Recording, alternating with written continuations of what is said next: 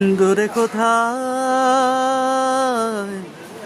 দূরে দূরে আমার মন বেড়ায় গো, ঘুরে ঘুরে।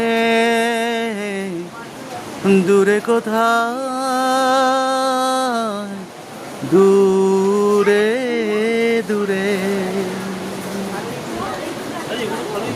বৃষ্টি ভেজা এই বিকেলে, এই মুহূর্তে একেবারে পেলিংয়ে অরেঞ্জ গার্ডেন ঘুরে আমরা চলে এসেছি। আজকের মতো সফর প্রায় শেষ।